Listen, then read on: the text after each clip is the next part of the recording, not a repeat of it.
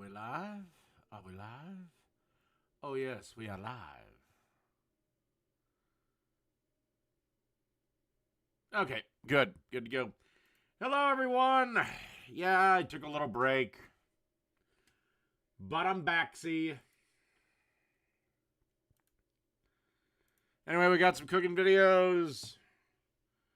I guess I'll give it a little time for people to come on in.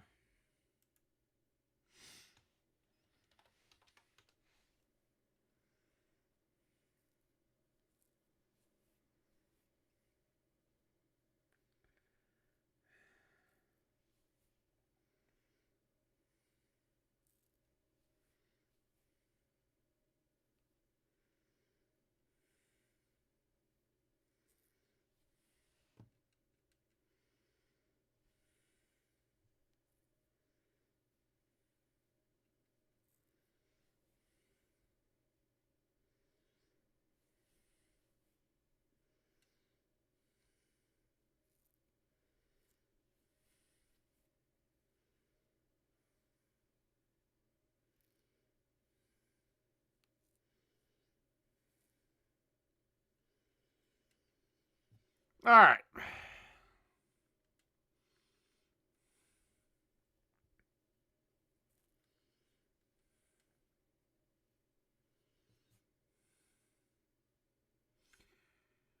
Okay, let's get into this. Pasta showdown. Two pastas, same energy. I had a great Christmas. Different vibes. On one side, we've got a creamy sausage penne loaded with crispy bacon, toasted breadcrumbs, cream butter, and Parmesan. It's rich, and it's absolutely not here to play nice. On the other side, the viral beef pasta that's been blowing up everywhere. Ground beef, onions, garlic, tomato sauce, cream, cheddar. It's that cozy weeknight hero kind of energy that somehow always works. So, same idea, totally different results. Which one wins? Let's cook them both and find out. And we're doing them side by side. That means both at the same time. Not one finish, the other one finish. So you're gonna have to pay attention. That's the plan. The viral one, never made it before, I keep seeing it. The creamy one with sausage in it is the one that we've been making in this family for probably 30 years. It's a long ass time. Older than a lot of you watching right now. I don't think much can beat it, but we're gonna find out today, shall we? Mine's a little easier, the other one's a little more viral, who knows. Doesn't matter, here we go. Two pans, two pastas. Let's hit it. This pan will be the sausage pasta we've made here forever. This pan will be the viral version. Let's start. Bacon goes in the sausage one and ground beef goes in the viral one, like that. Press this guy down a bit. Let it sear up a little. Bacon we can spread out. I hope this isn't complicated. I can tell you already, I probably should have added some oil to this side. Shit. How did I forget that? All right, now we're gonna be okay. This, you wanna cook until it's... Do you really need to add oil to ground beef? There should be enough fat in there. Just done. And the bacon, just until it's crispy. You can see I've chopped the bacon up pretty fine. It's gonna be going with breadcrumbs, so I kinda want the size the same. Ground beef coming along. I'm already stressing over two things same time. All right, beef is done enough. We can take it out. Back onto the heat. Turn it down a little bit. My bacon is now nice. It's coming out. The viral pan gets butter and oil, like that and like that. We're gonna let that melt away. And my pan gets some more butter and some panko breadcrumbs. And these we just want to toast until they're nicely brown. Spread them out. The viral pan now will get some diced onion. And we'll let this cook for a few minutes, just until it's soft. Toasting, toasting, very nice. Nicely done here, guys. Give that another minute or so. You can see the breadcrumbs getting this beautiful color. Okay, these onions are coming along very nicely. Burnt. Let's take our breadcrumbs out, then we'll add some sausage. This pan back on the heat, shot of oil. And now 1 pound of hot Italian sausage. Here we go. All right, let that start to cook a bit. Check on our onions. They're doing great. That's beautiful. That little crust, just gonna mean flavor all over the place. We're gonna break it up. It doesn't have to be in granules. Nice little bites though. The smells that are coming off of everything here are fantastic. I bet. Sausage and onion, delicious. It's garlic time. We go here and we go here. We let them start to get fragrant, mix it in. When it does, fabuloso. And here, I'm gonna turn my sausage down a little bit. Where's the Jakeites with their fresh garlic?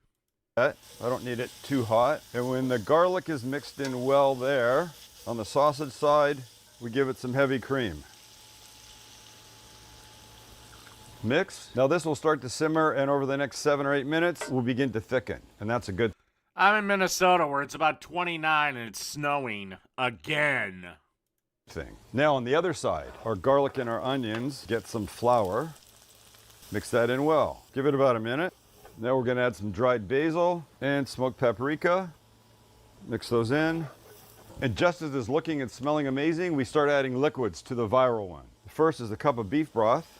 The second is tomato sauce. And finally, this kid also gets a cup of cream. We mix and bring this to a simmer. And my sausage one, I don't want to ignore it because Well, I have to go to work tomorrow. was there for a second. Stir everything in.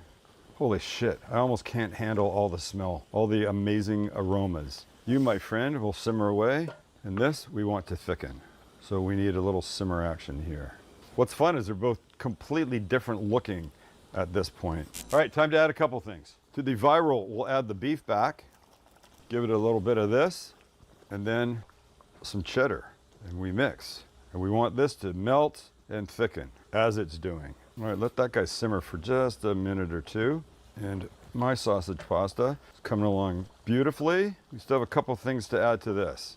Yeah, this is starting to thicken nicely. Okay, let's add some stuff. Time to add some pasta. Straight out of the pot, quick little drain, and in we go. And again, that's looking great. Now to the other side. This is fun, actually. Wonder how many pastas we could do at the same time. All right, let's mix a little bit. Sausage. Okay. And if you ever wonder why I keep recommending you cook the pasta at least 1 minute less than the package directions, this is why. Your pasta is continuing to cook. Beautiful. Don't think I need quite that much heat. But now I give it two things. Some well-deserved butter. That will just richen it up beautifully. And some Parmesan cheese. Everything gets mixed. Oh my God. The memories of making this many years ago come flooding back every time. All right, let that sit for a sec. Back to our viral friend, and we can mix it. And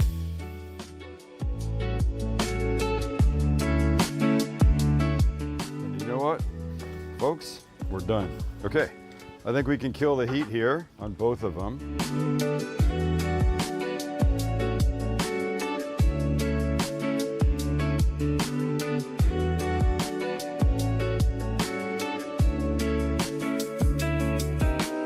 Remember our bacon? Of course, you remember our bacon.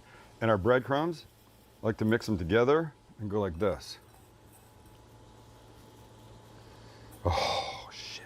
Then everybody gets just a little of that and that.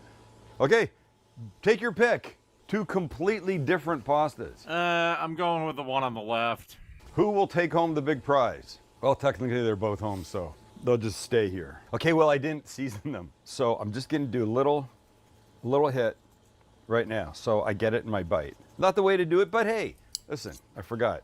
2 forks. I know what this one tastes like. I'll have this one second, but here, it's creamy. It's definitely creamy. I think the creamy beef, viral creamy beef pasta is its name or something. There we go, that's a bite. Okay, oh, the steam. Ah, fuck.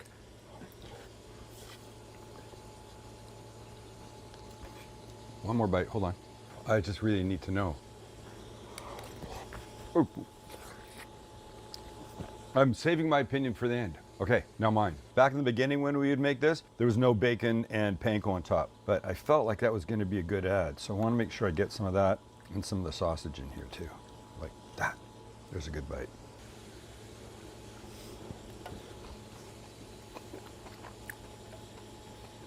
There's no comparison. One clearly wins. And you won't believe me, you'll think I'm being biased, but mine wins. Kills. Depth of flavor. No comparison. Look, this No, I can believe it. other one is creamy, yes. It just tastes like a slightly elevated tomato sauce-based pasta. Honestly, not much more than that. It absolutely could have used some tomato paste and, I don't know, maybe a lot of other stuff could better. This one, on the other hand, fewer ingredients, way bigger flavor. That's the one that should be viral. Fuck you, creamy hamburger, tomato, cheesy pasta. It gets creamy, yes, it's creamy, but mine's creamy too, but better. Damn it. This is what you want. Speaking of that, I made some fucking killer pasta a couple days ago. This is the one you want to make. Damn it, it's dripping. That's the one you want to make. So make it. Recipes below. Hit the subscribe button. Give us a like. We're trying All right. Next up. Smothered ground beef and potato bake. Get this. Smothered ground beef, potato, casserole, bake. With all of that being said, let's get to cooking. You could decide to cube your potatoes, but for this particular recipe, I think scallop sliced potatoes would make more sense. All right. Okay. These are about 1/4 to a 1/2 inch thick. The reason why it's really important to cut all of the potatoes around the same size is simple. We want all of our potatoes to cook at the same rate. We're gonna parboil them. We're gonna add them to hot boiling water, and we're gonna cook them down for about 6 to 8 minutes. First thing that goes in is some salt. Make sure that water is flavored. Yeah, always salt your water. And we're gonna add our potatoes. Cover them down for just a bit. Allow them to soften up Especially with potatoes and pasta. slightly. Just like you cooking pasta till it's al dente, it's the same thing for the potatoes. We're gonna cook them, but they're still gonna remain firm. All right, to our hot cast iron skillet, we're gonna add some ground beef. This is about 3 pounds of ground beef. And of course, this is an 80-20. I like to work with the 80-20. Yes, towards the end, we're gonna have to strain off that excess grease, right? But for me, whenever you're dealing with a higher fat content, the meat is gonna be so much more moist and juicier. Look at that. Buy one, add one for $1. Get more than you expect for breakfast Yeah, that McValue menu ain't exactly McValuing anymore. with new McValue.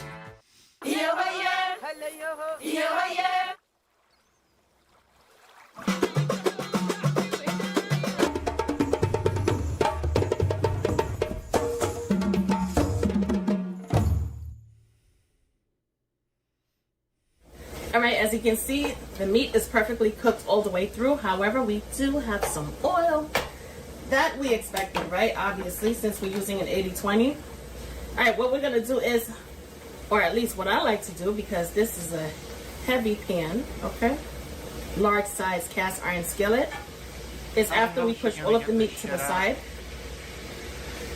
we're gonna go in with our paper towels, and we are gonna dab up all of that excess grease. All right, this small amount of oil that we left in the pan, that'd be perfect for our onions. Use any type of onions for this recipe. Whether it be Vidalia, white onions, yellow onions, doesn't really matter. Please tell me she's seasoned to the fucking ground beef. We're gonna cook the onions down until they're fragrant and translucent. We're also gonna go in with some garlic, of course. Add a good amount of garlic for a nice garlicky flavor. Cook the garlic down as well. Because we're constantly stirring, even though we're cooking on high heat, the garlic is not gonna burn. Well, Jake wouldn't dare call her out for using jarlic or tube garlic or whatever the fuck that is. Once you move it around, it will be good to go. All right, we're gonna incorporate both the meat and the onions and Unless, of course, she voted for Trump. garlic together. That's the ultimate.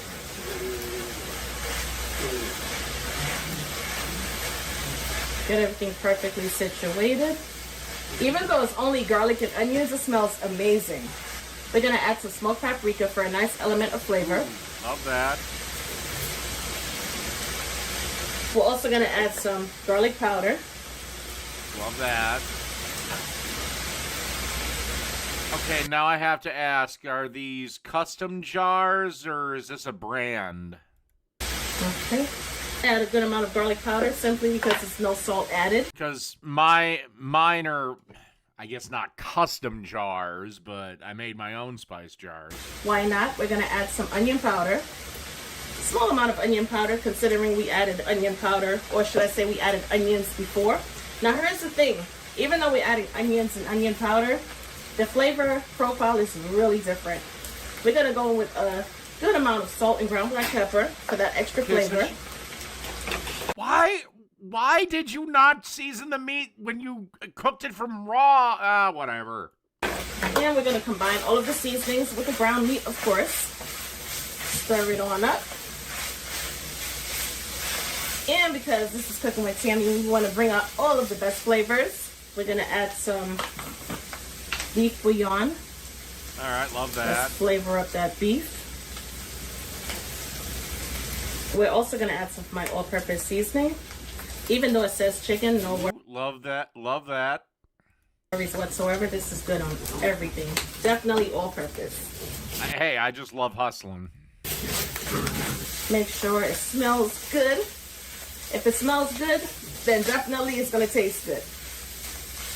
All right, once we're done, we're going to turn the stove top off. We're going to grab a medium to large size bowl. We're going to place the meat into the bowl. Once we're done, we're going to set it aside. And check this out. This is gorgeous, right? We're going to place this to the side. And in the meanwhile, to the same hot. Okay, I'm sorry, but that right there would probably make excellent tacos just like on its own. Pan, of course. We are really going to turn things up in here, okay? We're going to add some butter. This is about 4 tablespoons of butter. Allow that butter to melt down. By this, Or maybe like cheeseburger wrap. I don't know. That burger meat is time your potatoes starting to drive me a little nuts. should have been drained and strained and rinsed off in cold water to stop the cooking process. All right, let's add some flour. We're adding Okay, all-purpose nice flour. little roux. And if you notice, I'm adding a small amount at a time simply because I want to maintain that control. I want to continue stirring in the flour and combining it with the butter. And the reason why I'm doing that is because we're going to create a gravy. Not to mention, I don't want it to be lumpy and clumpy. So that's why it's really important. Unless you have a whisk, then just pour it in really, really slow and take your time and break it down. Once the flour is cooked for about 30 seconds. You don't have a whisk? I'll buy you one. We're not going to maybe have it's that dirty. floury taste going on in this dish, which is perfect, all right? We're going to add some beef broth. All right. Considering that we are Action. using ground beef, makes more sense to add beef broth. However, if you have chicken broth in hand, you could definitely use chicken broth as well. Give it a good stir. At this point in time, if there's any bits at the bottom of the pan, the liquid is going to remove. I don't know about that because you didn't get that initial like sizzle from the liquid. Or release all of those bits from the bottom. Pinch of salt and ground black pepper. I mean, I'm not saying it won't, but My all-purpose chicken seasoning.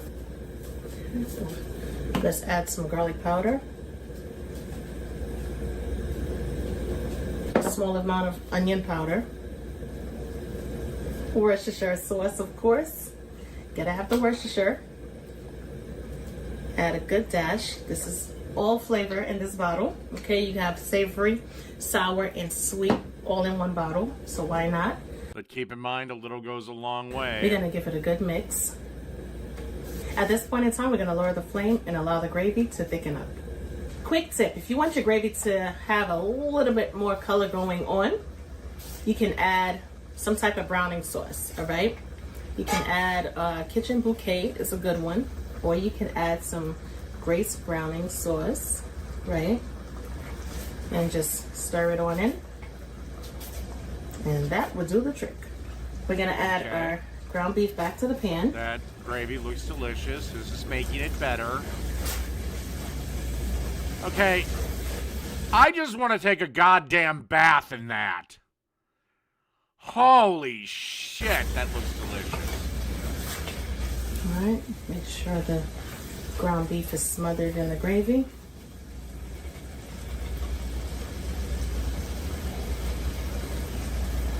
Allow it to simmer for about a minute or two. Allow all of the flavors to intertwine. So, is this like a sloppy Joe type And gimmick? once you're done, you're going to turn the stove top off. We are going to add some non-stick cooking spray because we don't want our potatoes to stick to the bottom. You know what I mean? We want it to stick to our tummies, not the casserole dish. Oh, trust All me, right, this will stick to your fucking We are going tummy. to create a single layer of potatoes. Doesn't have to be perfect. Just make sure you spread it out evenly into the pan. We're going to add some of our beautiful smothered ground beef on top. We're going to use the spatula to spread the meat onto the potatoes. The meat had a little time to sit and marinate, and it smells so good. Oh man, it smells so good. That looks delicious. Off camera, I went ahead and added some fresh thyme to the smothered ground beef as well. And of course, that's just going to help with the element of flavor. Okay, so now we're just kind of layering this like a lasagna. What is with the audio cutting out? Ah, whatever, Some fuck it. meat.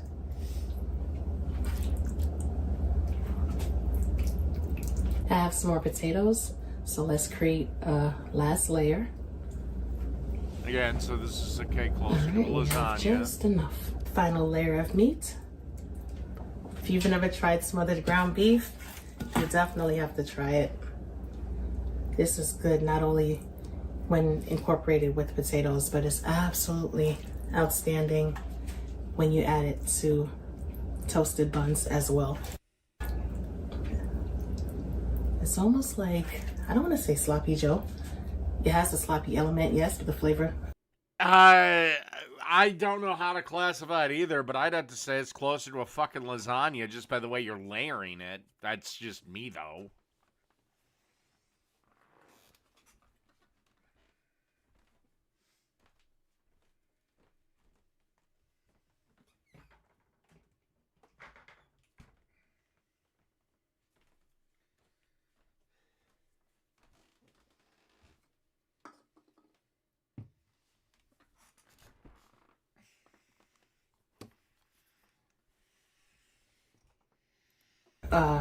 The flavor profile is so different. You know, I've always found it strange. People really want to save money, but are so willing to toss their hard-earned coin into a 3-foot pool of disappointment. I want to be rich. You don't need to throw your money away. It wouldn't be a casserole if you're not going to top it with cheese, right? This is some grated cheeses that I had when we made our delicious mac and cheese recipe. So this is a combination of smoked Gouda, if I remember correctly. Yes, smoked Gouda, along with mild and sharp cheddar and mozzarella, Parmesan cheese. But for this recipe, mozzarella and Parmesan cheese will be perfectly fine. Or any type of cheese that you have sitting in the refrigerator. Just make sure you grate it up and add it to the top. Okay, if that's fresh grated, how the fuck did you get it from? Unless you did this both recipes in the same day. How the fuck did you get this to not stick together like a goddamn rock? And that's about it, my loves. This is gonna go into our preheated 375 degree oven. That's Fahrenheit, of course. And we are gonna bake our casserole for about 30 minutes. Our smothered beef potato casserole is finished. This is gorgeous. Now here's the thing. You wanna allow it to cool for about 15 minutes before serving. We might not get much of a cheese pull simply because I allowed it to cool down a little bit more. I got caught up doing something else. In fact, I'll be transparent. I got caught up watching a holiday movie. That's what it was. A Hallmark holiday movie. But nevertheless, it's about that time and I can't wait to dig in. Ooh, allowing it to set was everything. Check this out. This is gorgeous. This looks really good. All right, let's see.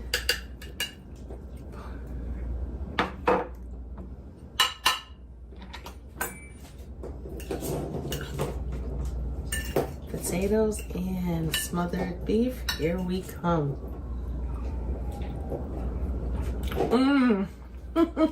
I'd eat the shit out of that.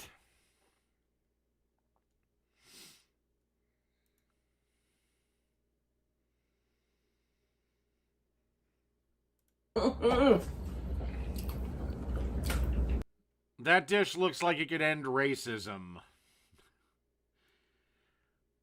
All right, next one. How to make Italian meatloaf.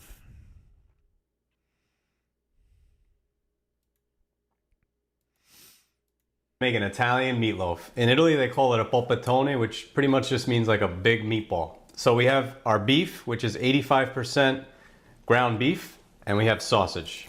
Okay. And if you go to your butcher, you can ask the butcher to give you the sausage without the casing. It's actually cheaper and it makes your life a little easier.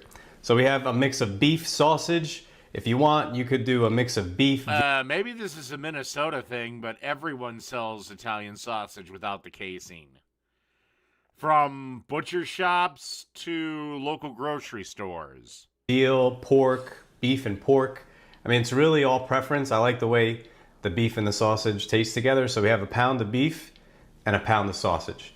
So now we have some bread, and this is really just fresh bread, but if you have old bread or stale bread, you could just kind of take out the inner part and then soak it in milk. And if you don't have milk, you could soak it in water. So we got the milk in here, so we're just gonna kind of squeeze the bread, allow it to rehydrate, and if you can see the bread soaked up all that milk. And now we're just gonna squeeze all the milk out of it. So this is like a great way to kind of like stretch your meatloaf. By adding the bread, you actually make a bigger meatloaf. A very cost-effective ingredient. And it makes it taste better. It's a lot more tender, it's softer. And this is really the secret to the soft meatloaf, the bread. You want to get as much milk as you can out. This is a game you truly cannot miss. It's the biggest game of the year, and we're now just 30 minutes from... So we got our meat, our bread. Now we're going to add in some Parmigiano. So we got about a cup of Parmigiano, and if you don't have that cheese, you could use Pecorino. Either one. I like the way the Parmigiano tastes with the sausage, so we're going with Parmigiano. We have 2 eggs, so you're gonna need an egg per pound of meat. Okay. 2 eggs. And some thyme. Now I'm skipping the salt because the sausage is salty and then the cheese is salty. So I don't want to add any more salt into this. And that's it. Now we're just going to mix this up. You're going to keep the stems? So yeah, there's really no other way than getting your hands in here and mixing this up and squeezing. I don't mind the fresh thyme, but why the fuck would you leave the stems in? This will kind of allow everything to mix well and get nice and incorporated so that the beef, the sausage, the bread, everything is nice and mixed. So the meat is nice and mixed. You can see the color, it has like a pink color. So we're gonna set that aside, get some parchment paper. We're gonna roll this up. So we're just gonna throw the meat on here. Okay, Kinda I've never done this with give it a little bit of a shape. All right, so that looks pretty good. Now we're gonna roll this. And this really helps it shape.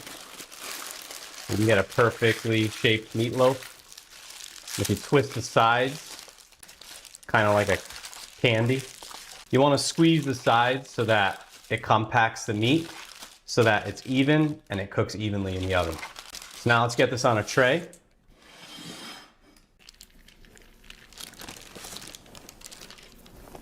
Okay, my only problem with this is when you compact, especially ground meat, you make it incredibly dense. And I kind of like a fluffier meatloaf. All right, looks good. So now if you want to cook this in the oven by itself, you could just put a little vegetable broth, a little olive oil, and just bake it. But we're going to add some potatoes in just to kind of make it a complete meal. So we're going to put some potatoes on each side. And these are golden Yukon potatoes. That looks pretty good. We're gonna add in some onions. I already chopped these up. We'll season this up with a little salt, some pepper, and some fresh thyme. Now we're gonna add in a half a cup of white wine, kind of split it. I'm using a dry white wine, like a Pinot Grigio works great. And then we have a half a cup of vegetable broth. And this is Dude, would you remove the stems? You're driving me knuckin' futs. gonna give us nice juice at the end so that we could kind of glaze the meatloaf. And now we'll top everything off with some olive oil. And the olive oil gives it flavor, but also helps give the meatloaf some color and helps everything from sticking. So now we're gonna take this, we're gonna pop it in the oven, 400. Yeah, I'm curious what he's gonna do for the last 10 minutes, because typically when I make meatloaf, I cook 90% of the way, and then like the last 10% is when I add the ketchup, the barbecue sauce, whatever. 100 degrees, center rack for about an hour and 10 minutes. And that's it. It's been about an hour and 10 minutes, and this is what we got. This looks great. Just took it out of the oven. You could see the Okay, so no, this is just a great big meat log. Dude, you gotta get some ketchup, marinara, something. got a lot of juice in here on the bottom from the wine and the broth. And this Red wine ketchup. came out great. We can't cut into it yet. We have to give it about 5-10 minutes, let it rest, so all the juice stays in the meatloaf. All right, so this part's always a little tricky, getting it out of the tray. This out of here. All right, perfect. Dude, what is this guy's fucking time obsession? Jesus Christ, I don't mind time, but goddamn. So we're gonna add the potatoes to that, but before we do, I wanna show you what they look like. They're crispy on the outside a little bit, but they're really soft, and they sucked up all the flavor from the broth and the wine and the vegetable broth. So these are like really, really tasty potatoes. So we're gonna just kind of surround the meatloaf with them. And this is really like a great Sunday dinner, family dinner, holiday dinner. It's really all about just baking. So if you have the time, you just kind of put this together, throw it in the oven, let it bake for an hour, and you can have this dinner really any night of the week. So we got our strainer. We're just gonna kind of run this through it.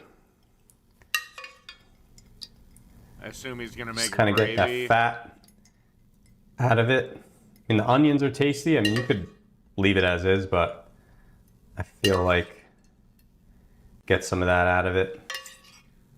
I assume you're gonna make a gravy. That's perfect. This is the liquid gold right here. So what we're gonna do now is just kind of just pour this right over the meatloaf. Why wouldn't you make a gravy?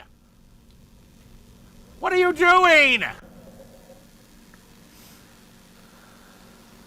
And that's it. That's the meatloaf.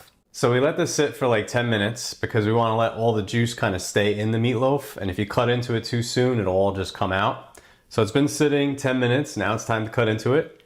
And I'll show you what it looks like inside.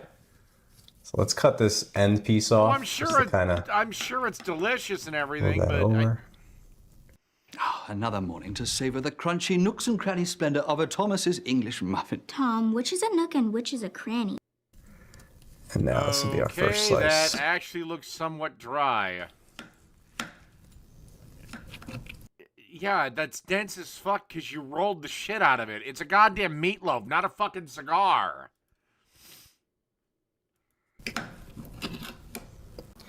Alright, so we'll just cut the whole thing up here.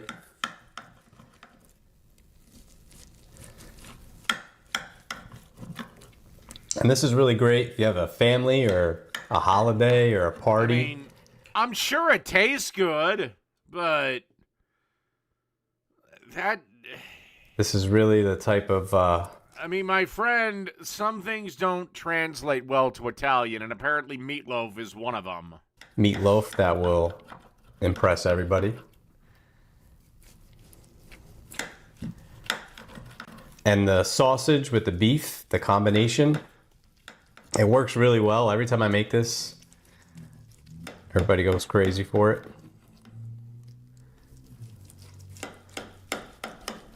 So we'll get this on a plate. Nice piece here. Look at that. And you can see how soft it is. You can see the juice is still inside of it. This looks great.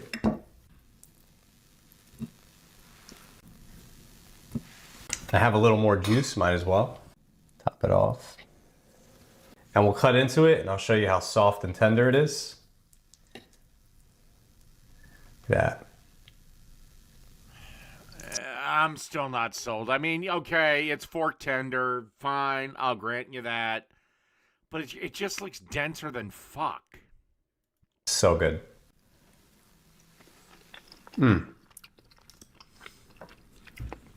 It's soft.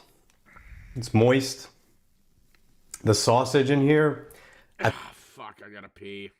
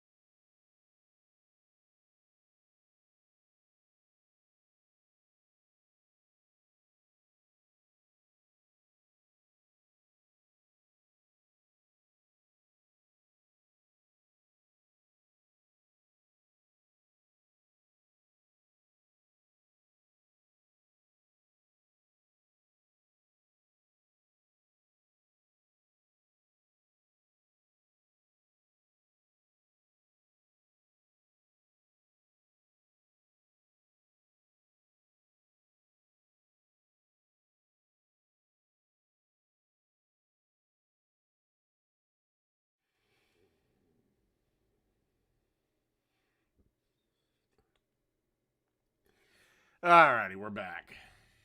I think the sausage is really what makes this one unique, or makes this meatloaf so good, because that mix of sausage and the beef and the parmigiano, it really has a unique flavor. And if you try this recipe, you'll know what I'm talking about. It's just really good. And the thyme, the potatoes, the onions. I mean, this. Like I said, I think this is just one of those recipes that doesn't translate to Italian cooking. That's just me. Don't need the whole country of Italy all pissed off at me.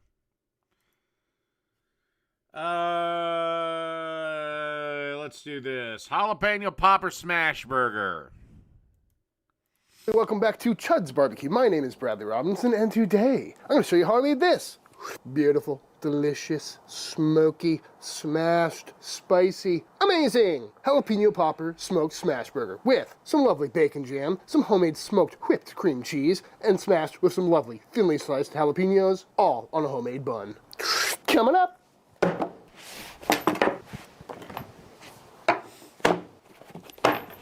This is some meat. You know, I like this guy, but goddamn. Just buy the pre-made fucking ground beef your butcher grinds. Patty dry. And what I've got here is an absolutely beautiful chuck roast as well as some chuck ribs. Picked these both up at the grocery store and they're looking fantastic. Lots of great marbling in there, which should give us a really nice 80-20 to 70-30 meat to fat ratio, which is exactly what we need for a good smash burger. And I've made several smash burgers on this channel over the years, but there's one that I've always wanted to try to make, which is the jalapeno popper smash burger. And I've seen it floating around the internet for a little while now, and it always looks incredible, but I've never actually had one. That is until a few weeks back, I was down in Hondo, Texas at the Open Fire meetup, where I ran into my buddy Mike from Alf's Kitchen, and he brought his famous jalapeno popper smash burger, and I was lucky enough to... I swear to God, I'm moving my fat ass to Texas. I am getting to the point of just being completely done with goddamn Minnesota winters. Judge his booth, and he ended up getting second place in the competition, and the burger was incredible. So, we're gonna try and recreate it today to the best of my abilities, and that all starts out with some good quality beef. And per usual on this channel, whenever I make a burger, I like to grind my own meat because you just get a much higher quality ground beef that way, because one, you know... Okay, he's not wrong, but... I found it damn near negligible. Exactly what's going into it. It's not a whole bunch of different muscles and scraps. This is one really nice chuck roast, as well as some of these guys over here. But also, you're not going to get a really tight bind like a lot of the pre-ground beefs you're going to find at the grocery. No, don't get the tube meat. If I had the choice, because my grocery store, they grind the burger themselves. But if it was nothing but tube meat, yeah, I'd be grinding my own damn meat from scratch. Store, which can lead to a much more tender burger. But to get started, simply enough, I'm going to get this all cubed up so it fits down on our meat grinder a little bit easier. And just like that, all Walmart, I probably would grind my own meat from cuts of beef. Cubed up, so now into the freezer this goes for the next 30-40 minutes. But I don't buy meat or produce from Walmart. I'll buy the center aisle shit, because it's the same at every fucking store. But things like meat and produce, I go to a grocery store for. I guess maybe that's me being a bit of a snob, but it is what it is. Although I will say, Walmart's produce is way better than Target's. I don't know what fucking bumblefuck crackhead farm Target buys its shit from, but their meat and their veggies look like dog shit. Seriously, they look like the state of Queen Victoria's... They look like Queen Victoria's cunt, and that's in the state that it's in right now.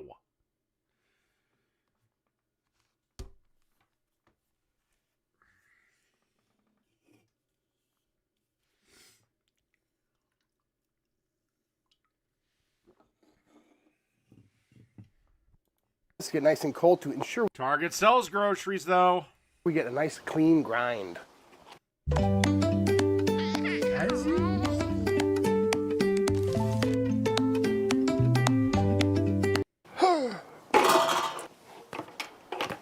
Target also sells sex toys.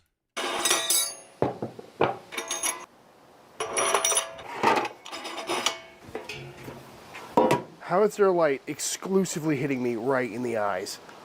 Better. And now that the meat is nice and cold, fresh out of the freezer, we go right into the old meat grinder here. Got the small die on there, and we're going to send it through one time.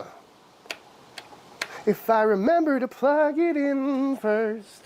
In a minute. I don't know what the hell it is, but it ain't sushi. I don't know what a gas station is selling, but trust me, my friend, it's not sushi. It might be something called sushi, but it ain't sushi. Beautiful, nice clean grind on that. But as you can see, good amount of fat content in there, nice and pebbly, which is great. So now I'm gonna go ahead and mix this up just a little bit to make sure we have even fat distribution and work the meat just a little bit so our burgers don't crumble apart on us, but definitely not gonna be as overworked as the pre-ground beef you're gonna get at the store. Still very cold, but looking great. So now we can go ahead and start weighing out some meatballs. And I'm probably gonna do a mix of 3-ounce and 4-ounce balls, but you can make these whatever size you like. The beauty of grinding your own meat. Beautiful little meatball, but now we... I don't know why you would make one bigger than the other. They should all be the same weight, so they all cook at the same time. Whatever, it's your shit, though. We repeat until we've got ourselves Meatball Mountain. Oh, so beautiful. I'm gonna park these in the fridge until we need them. Next cool. step, let's go ahead and knock out some burger buns. Starting with our milk and our egg. Man, there is no way I'd get as hardcore as this dude does. Sorry, I'm not gonna make my own fucking buns. I'll just buy a bag. Our yeast and our sugar. Give that a quick little mix. And then in with our bread flour, some dough conditioner, and our salt. And let that come together. And once a dough ball has come together, in we go with our softened butter. And now we're gonna let this knead for about 6 to 8 minutes. I make my own pizza dough all the time. I know how to make dough. It's just a pain in the ass. It's beautiful, smooth dough ball. And now into a grease bowl we go to double in size for the next hour and 1/2. And after a nice long again, it's the hour and a half part. rise, out our dough comes. Boop. Go ahead and punch out the air a little bit. And now we're going to go ahead and portion this out into some 90-gram dough balls. And then take your dough and pinch all the seams to the underside, pinching everything closed. And then give the old table roll for a nice smooth topped ball, like that. And once all balled up, I've got them on a Silpat lined baking sheet here, pressing them down so they're a little wider instead of taller. And we're going to cover these up and let these rise for another 45 minutes or so. And after about an hour and 15 minutes, these have finally puffed up to a reasonable size. And honestly, it took a lot longer than I was expecting. And that might be because my yeast is dead, although they did puff up. Or maybe it's because it's winter and it's kind of cold out here. But either way, let's egg wash these. Just a beaten egg with a splash of water. Beautiful. And now we're going to go into a 375-degree oven for about 20 minutes. And just like that, after 20 minutes on the dot out of the oven, these come looking absolutely beautiful. I did go Although, those look really fucking good. Go through and rotate this pan a few times for even cooking, but now I'm going to pull these off and rest them on a wire rack so the bottoms don't sog out. Goodnight's nighttime underwear helps keep kids dry with 40% more protection versus leading training pants. When we found out we were pregnant, of course we were looking for any ways to slash bills. Okay, it's not we're pregnant. She's pregnant, you're just helping. And Spectrum just had better deals. That money we saved with Spectrum just added to what we could repurpose for our daughter. Real cut. And I hate that. I hate that when couples go, we're pregnant. No. She's pregnant. That guy can drink 48 beers and not affect the fetus. And for those buns to rise, I wasn't just sitting around, so let's go back an hour or so and see what I made. Now, when it comes to the bacon component of the jalapeno popper How the fuck should I know what YouTube serves me up? smash burger, Mike always goes for a really tasty looking bacon jam. So let's knock out one of those real quick.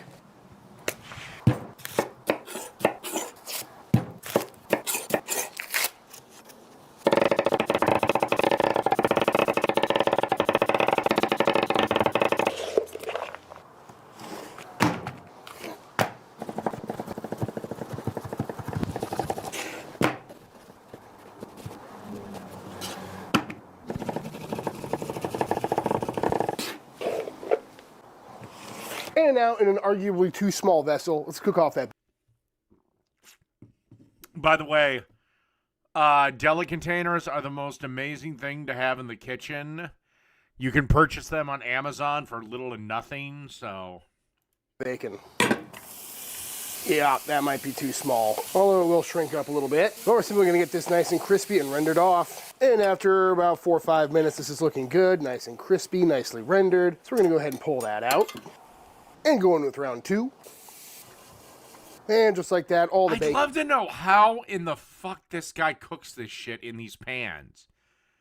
Because you see this surface and it doesn't have... Unless there's something he pulls away to open up a burner or something. Is cooked off. I also strained out all this fat, but we're going to go back in with a little bit of this just to cook our onions, which is the next step. Although it is crazy how much 3 packets of bacon shrinks up. And after cooking these onions down for about 10-15 minutes, they're looking really nice. Kind of deglaze that bacon pan a little bit, starting to break down a little bit. So now we can go in with everything else, including... Because it can't just be hot steel, because that would never stay hot enough to cook anything for 10 minutes. Some apple cider vinegar. Some brown sugar. And in Mike's video, he went in with a shot of espresso, but I'm just going to go into some Commodore coffee. Make life easy.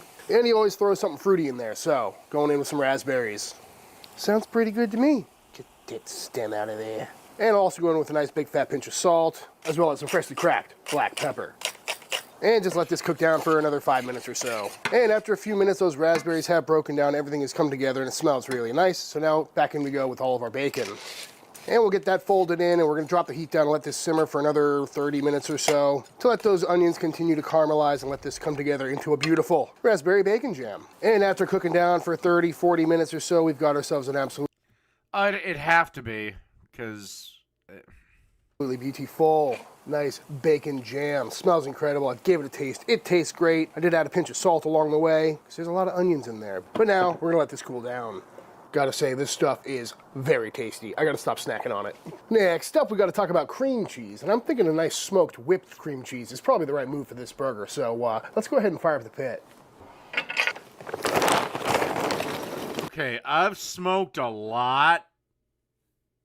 I've smoked a lot of different things. I've never smoked cream cheese. Now I'm actually curious. I've smoked probably 500 pounds of cheese, but I've never cream cheese. Show me how to make thunder. Critics are raving about Avatar Fire and Ash. It's the #1 movie in the world, 2 weeks in a row. Come on, let's go. It's the best Avatar. Got the old offset fired up with a couple logs of post oak in there. Gonna run a pretty smoky, pretty low fire. Gonna go ahead and throw this block of cream cheese on. Mostly to get a little smoke flavor on there, but really it's because I didn't soften it up yet. We need it soft. All right, I'm curious to see how he's gonna pull this one off. Because even in the winter, I only use about 4 or 5 lit charcoal briquettes and just wood chips to smoke cheese, because the second that fire gets above 90, that fucking cheese starts to melt. To whip it, so probably let that go for 20 minutes or so. And after about 30 minutes or so, this is looking pretty good, pretty smoky, and nicely softened, so off it comes. And now we're gonna drop that into a bowl. I'm also gonna go in with a little bit of chud rub for some extra flavor. Oops. And then to turn it into whipped cream cheese, I'm simply gonna whip it. I'm also going to go in with a little splash of milk just to thin this out a little bit to, again, hopefully make it a little bit more spreadable. Just a little bit at first. Kind of winging it here, folks. Never actually made whipped cream cheese before. But it does appear to be expanding in volume, which is a good thing, meaning we're incorporating some air. And I also want to cool this down, so I've got some ice water here. And because it is fresh off a pit, this should help firm it up a little bit quicker. The whole ball is spinning. Kind of convenient, honestly. And just like that, all whipped up, looking pretty good, honestly. And it definitely looks like a lot more than 1 block of cream cheese. So I think that was a somewhat successful experiment, but I guess we'll have to see how well this spreads out. But for now, let's move on.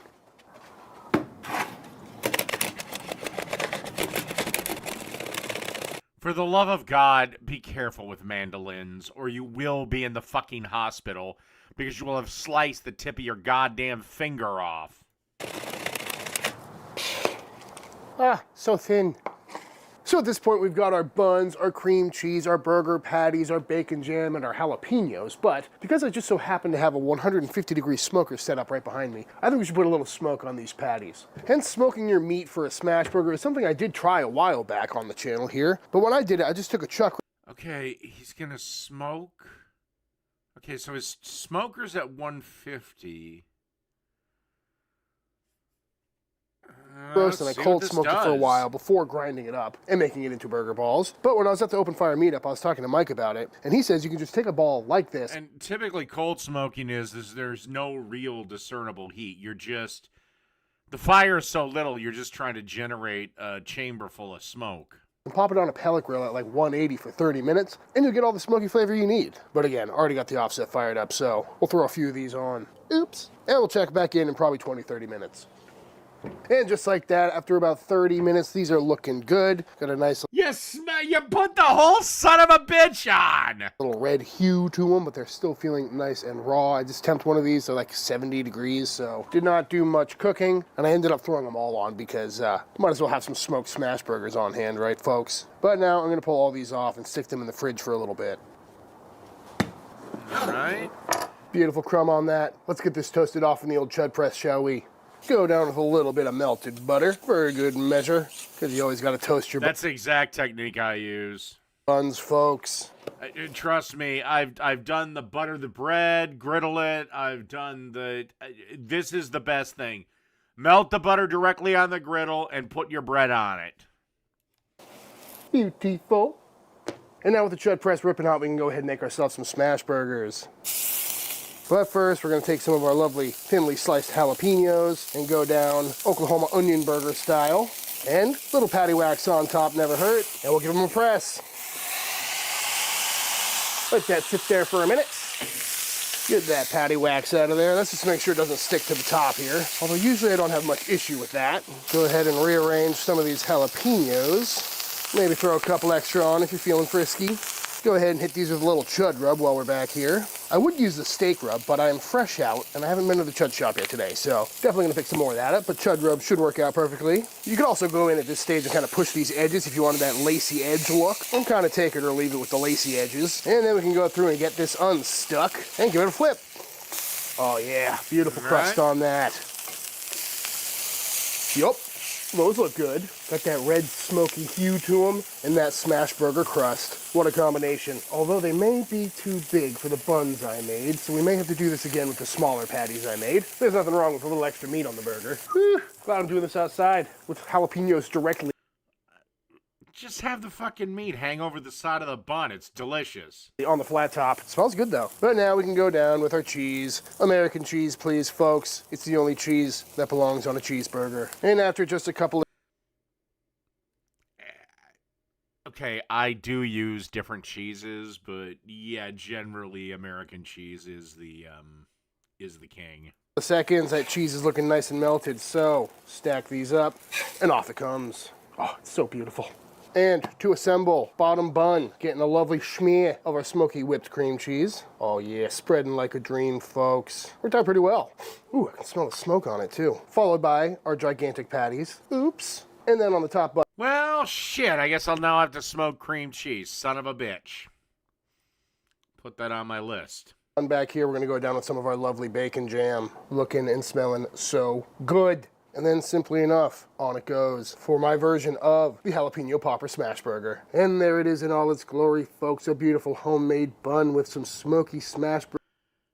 I'd eat the shit out of that. Burger patties loaded with cheese, our bacon jam, our smoked whipped cream cheese, some thinly sliced jalapenos, and yeah, I'm ready to see how this came out. It really is quite a magnificent looking cheeseburger. I mean, look at the layers on that. Ooh, let me go ahead and cut this in half.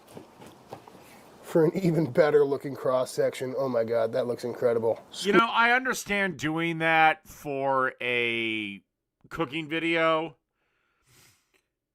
but I hate people that cut their burgers in half drive me nuts when they're just eating it. What happens is when you cut your burger in half, literally all the juice is spilling out of it. It drives me bananas. That's just me. I like to keep my burgers whole. Unless, of course, I'm shooting it for Dave's cooking show. Squishy bun. I'm here for it. When it comes to building the best, it's gotta be Ska Comfort Plus. It's soft. Whoa. What if you only want to eat one half? Be a man, eat the whole thing, and just run on the treadmill for another 5 minutes. I mean, come on. That is ridiculous. Right off the bat, that's a fantastic cheeseburger. Beautiful Maillard, beautiful crust on that beef. Cheesy. That cream cheese adds a wonderful mouthfeel. And it is incredibly smoky right off the bat, very noticeable. But not too smoky. And I'm not sure if that's from the bacon jam, the smoked cream cheese, or the smoked patty, or just all three working together in harmony. But there's no doubt that this is a smoky burger. But again, not too overpowering. That is just comforting. A little bit of kick in there from the jalapeno too, balancing it out nicely.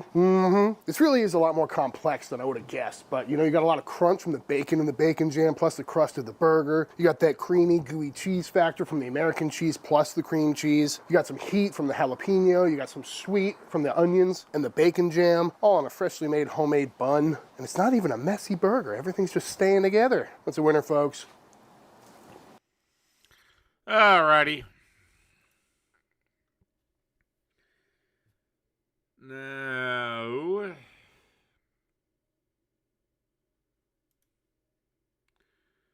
Let's do this from Devour Power. This is a stuffed crust burrata Sicilian pizza. Transferred and stretched onto a tray. All right, hold on. Olive oil drizzled pizza dough gets pressed down, transferred and stretched onto a tray. Then they line the outside crust of the pizza dough with a healthy amount of creamy burrata cheese. I could watch this all day long. They fold the dough over that burrata to form a stuffed crust. They add a layer of mozzarella cheese slices. They slide it into the oven to look like this. They pour on their Sicilian pizza sauce, a sprinkle of Parmesan, a drizzle of olive oil, of course more burrata on top.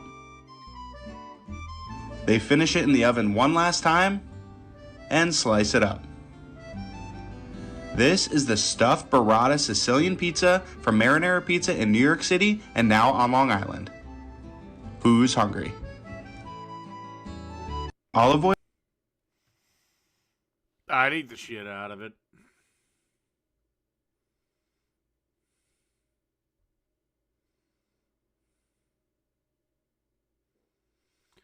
All right. This is how to make the best bolognese of your Capital One life. Bank guy. That's me. So, what do you do outside of the Capital One Cafe? Today we're going to make a real family favorite, pasta bolognese. This is one of the best recipes you can make when the weather cools down. So let's go over the ingredients quickly. I have 1 medium onion that is finely diced, 2 celery ribs finely diced, and 1 medium carrot finely diced. If you don't want to break out your knife and finely dice them, just throw all of it in a food processor. Get it really small. It helps it melt, like come together into your bolognese. Keep in mind, a food processor with something like onion or celery, because there's so much fucking water, it can turn that shit into a into soup, basically. The carrot, okay, that's not a problem, but if you don't want to take the time to chop your own vegetables, then just get a chopper. I have 3 anchovies. This is an atypical ingredient, but it's going to add a much more umami flavor, like meaty flavor to it. It's not going to add a seafood flavor to it. And I also have a Parmesan rind over here. That's the other kind of flavor. Put your little grate on and just, boom, boom, boom, boom. I have a chopper myself. My brother got it for me, and I use it all the fucking time if I'm feeling lazy. Flavor boosting ingredient. You can take both of these out. You can use one or the other. The choice is yours. If you take both of them out, the recipe is still going to be really good. I have 1 cup of dry red wine. I have 1 cup of low sodium or no sodium beef stock. I have a half a cup of milk. The traditional way to do this, they always like. All right, the milk I don't get. I get the anchovies. I get everything else. The milk. If you look at I don't know. I've used cream about 600 times. Bologna Chamber of Commerce, which, they like to say this is the official recipe. It will say if you're using a dried pasta, which is what I have, you can use a little bit of cream at the end too. And really the choice is yours if you want to do that. But the milk is going to tenderize the meat while we let our bolognese. Yeah, if you want to call it a slap chopper, fine. But I use it all the fucking time. Simmer. We have 5 ounces of pancetta. Okay, that's like our starting fat. If you don't have that, you can't get. By the way, if you want to save some money, just use bacon. You could just use olive oil. I have 2 28-ounce cans of plum tomatoes. You can just use bacon. It's the same. Literally, pancetta and bacon are just seasoned differently, and that's it. Except one is about $8 more expensive a pound. And I have to pee again.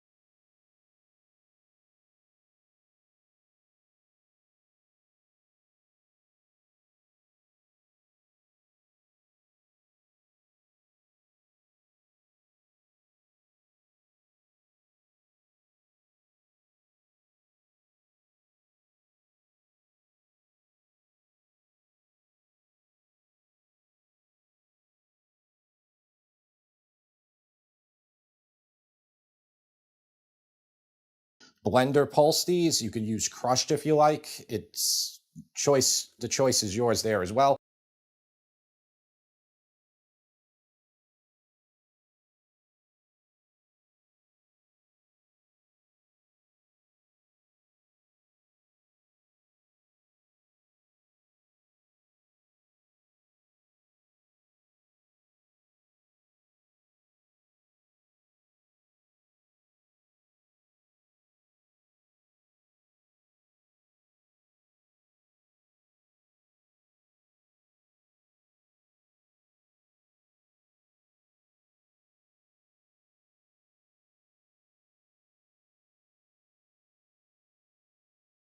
Three-quarter pound ground chuck, three-quarter pound ground pork, 2 bay leaves, and the pasta. So the pasta, I love pappardelle with this. This is a dried one that is non-egg based. You can also buy an egg-based one in the store. You can use your own homemade fresh pasta if you want to go that extra effort. Rigatoni, any tubular pasta will work. Fettuccine, tagliatelle, or really anything that's substantial. What I wouldn't use would be like a thin pasta. I wouldn't use spaghetti, which is very popular in the United States. I would use one of the pastas I suggested. Okay, so I have a 5-quart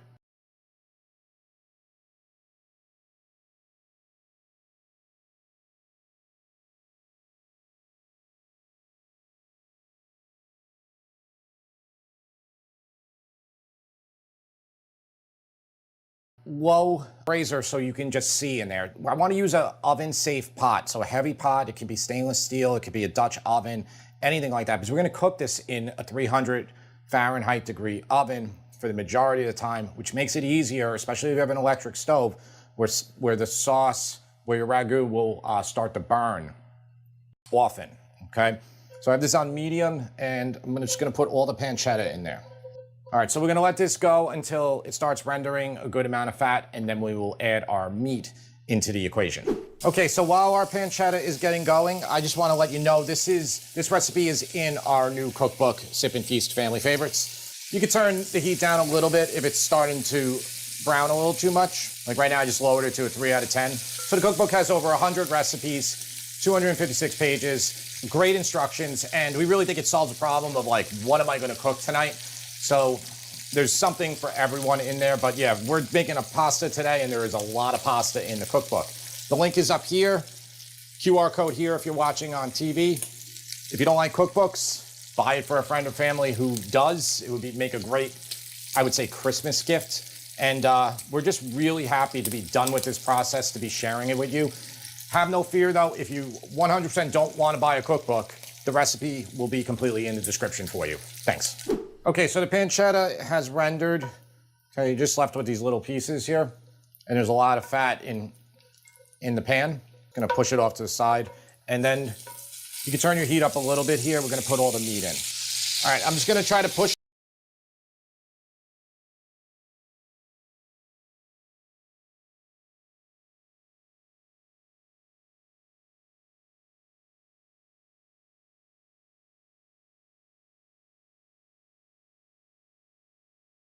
it around just so I get some even contact in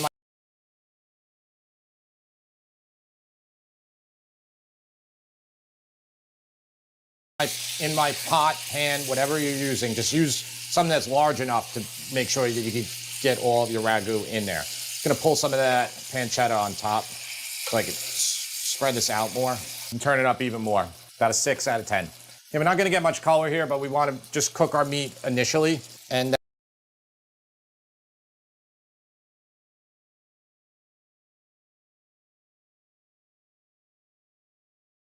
then we will move on to the vegetables, which is the next step. It's a very easy recipe. There's really nothing to this. It just comes down to cooking time, and I'll say it later, but I'm gonna say it again anyway. Overnight, it's a million times better. So you can make all this, you can do this on the weekend, and then you can have it during the week for like really easy pasta night.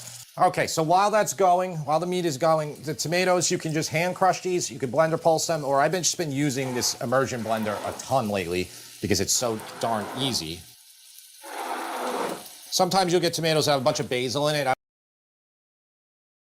would remove the basil. It's not really a flavor component I want in bolognese, and most people don't want.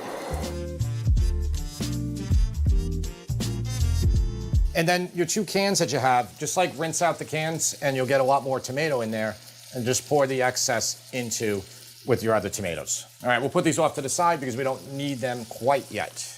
Okay, so it's been going for a few minutes there. I'm just gonna start breaking it up. I'm gonna use a meat masher, but you could just use a wooden spoon if you don't want this, but I gotta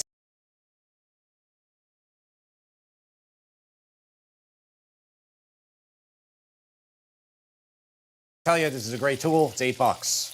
And you can just like get in there and twist it.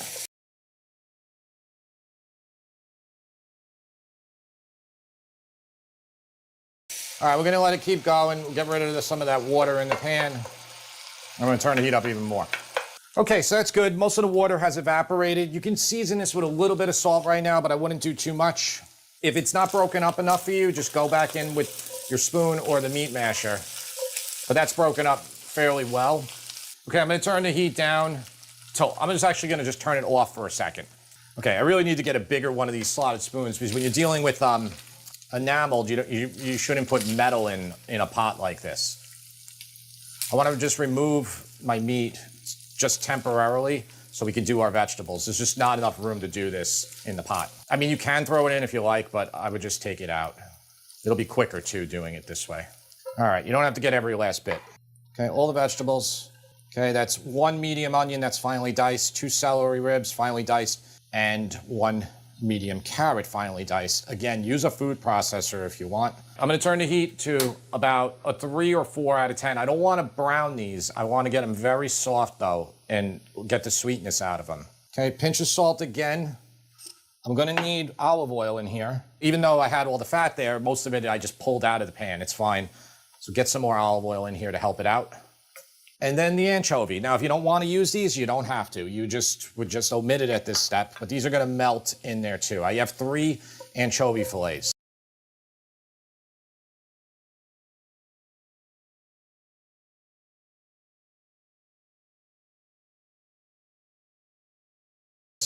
Okay, you can just mash it a little bit, but it's all going to melt regardless. I love anchovies so much, I eat them like this. I just love them. But the flavor is going to be a meatier flavor, which is what we want for our bolognese. I can't tell you how many bad bolognese I've had in my life, just where they lack a lot of flavor, because the ingredients it's not very, on its own, there's not too much there. You know, other cuisines like, you know, say Mexican or Asian, they be adding a ton of spices, a ton of everything in it. And, you know, Italian food is more about simplicity, but I still think this is not going to hurt. It's going to make it better by putting that in there. You know, you might do that. You might say, oh, I need even a couple more. All right, we're going to let these really get nice and soft. This whole process here is going to take about 15 minutes. If anything starts burning, add a splash of water or just take your pot off the heat for a second so it can cool down. So this has been about 7 minutes. I'm going to let them go for at least another 7 or 8 minutes. All right, that's what that looks like now. Now again, don't brown it, don't put color on it. Just keep a little bit of water next to you and just pour it in if you need to, but I don't need to. I have the heat just right. Good night's night.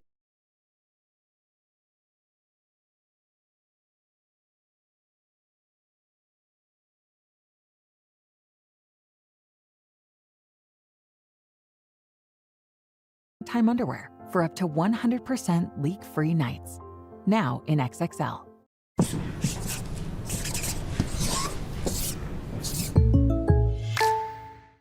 Perfect. All right, so this has gone for about 15 minutes, but I mean, you know, if you got the time, do it even a little bit longer. It's going to be better, but that's nice and soft. You can see how the celery kind of loses its color almost completely. Everything is released its water, and you don't have as much as when you started with, as much volume as when you started with. So let's get all that meat back in there. All the meat, all the fat. All right, let's cook this for a few minutes together. And I'll turn the heat up a little bit now to about medium. Okay, so here's a cup of dry red wine. I'm using Chianti, I think. I don't know. I got like a couple bottles in the fridge. Any dry red wine is fine for this, but you could also use white wine for this too. Either one is fine. People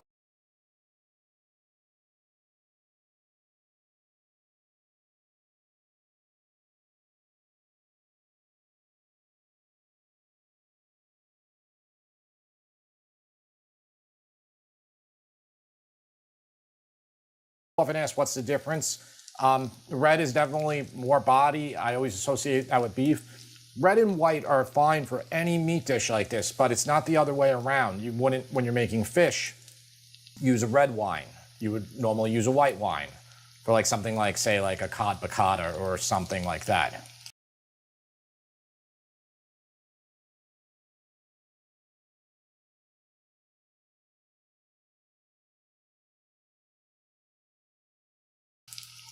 But for anything like this, don't feel like you have to like go out and buy a bottle. You can use a dry white or a dry red. Okay, I'm gonna turn it up. Okay, it's almost.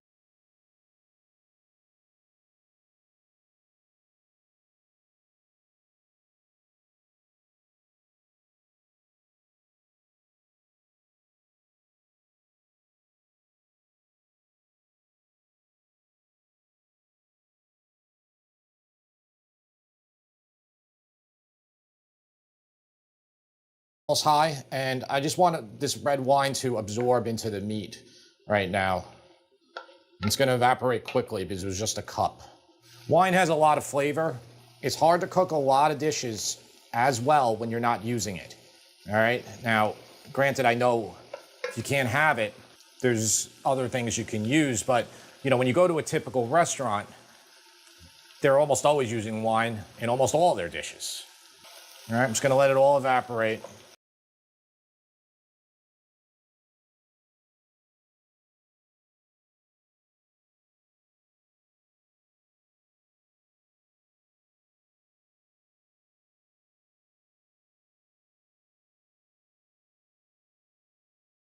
Really infuse it. Now we're just left with the fat down there. Okay, that's 1 cup of low sodium beef stock. I'm actually using no sodium. Thankfully, I think I just have enough room in this pot. Okay, just bring this to a boil or rapid simmer, whatever. Just get it hot before we put it into the oven. You don't want to put it in when it's cold. It'll just take too long to heat back up again. And I just made it. This is a 5-quart brazier. And the primary reason I'm using this is so you could see better with the camera here.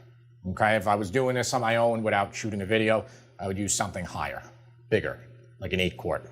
But it's gonna reduce when it cooks. You can also add about 1/4 cup to a 1/2 cup of milk right now. The 2 bay leaves and the parm rind.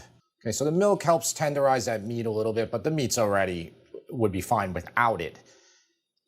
But we're gonna follow standard protocol here by adding a little bit of the milk. Okay, that's enough. Just make, it's hot. Now everything's hot through.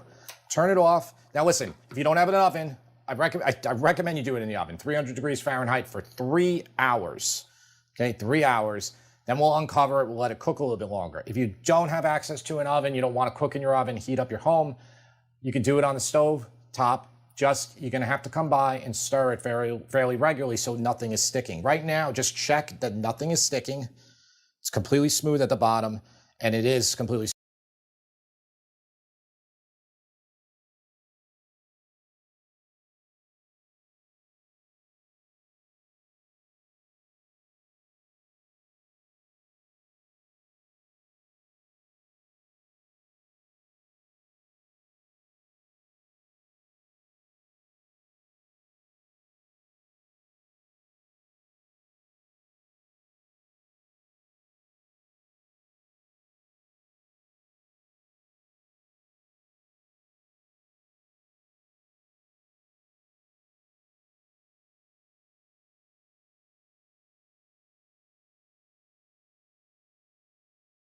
smooth. So this means it's not gonna stick in the oven at 300 degrees Fahrenheit, okay?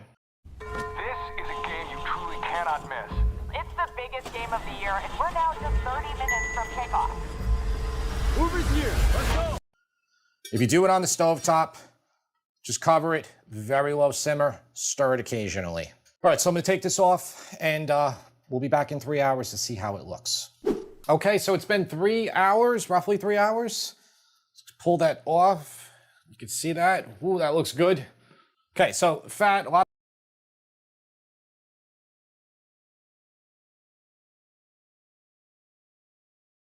of fat is going to be at the top now. So now all I'm going to do here is, I'm not even going to mix it right now. Just Let the fat stay on the top. Let's put it back in the oven to get it a little bit more concentrated. I don't really want to mix, but I'm just gonna go in here like this, and there's still a lot of liquid in here because our lid was very tight, so it limited evaporation. So I'm just gonna leave it in there, let it concentrate a little bit, about 30 minutes, and then we will check it from there. And we're almost at the finish line. I can't wait to try this one. I think the taste testers are gonna love it. This is another 30 minutes. It went down a little bit. Definitely could have went more. You have a choice right now. You can degrease some of this fat. There's a lot of fat here. There's 80-20 chuck. There's pork, which is a lot of fat. There's the pancetta, some olive oil. There's a lot of fat in here. The milk. You can do this like with a ladle. You can just, I'm gonna show you a really quick way to do it. And you're better off waiting, but because I want to eat soon, and I know the taste tester is going to want to try this too. The longer you let this sit, and you let this sit overnight, then it's super easy to do. It'll just all float to the top. Some people don't take the fat out at all here. They'll just, go for eat the whole thing like that. But wherever there's like a lot of fat, I'll just come around with a paper towel and just pull a good amount of it out, like so. It's going to take some of the tomato away, but take some of it out. Again, overnight, you're going to be able to get it all. And there's not a ton here. You can fish those 2 bay leaves out. You can eat the parm that you put in there, the little parm rind. Bring the water to boil, and you can simmer this a little bit longer right now while you're waiting. I'm just going to turn it to about a 4 out of 10, roughly medium. Again, you're using dried pasta here. You can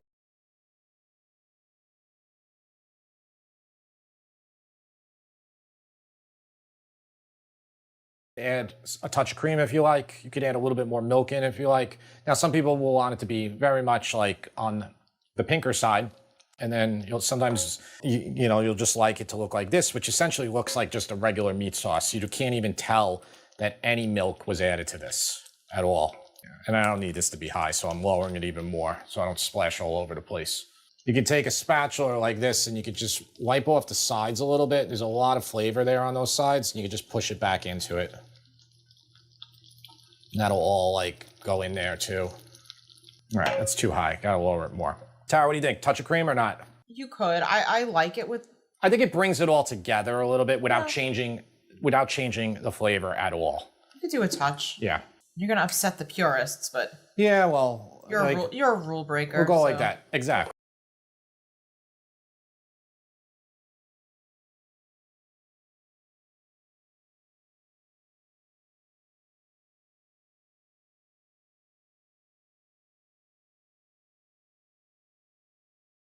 And it's like nothing. Well, they say with dried pasta,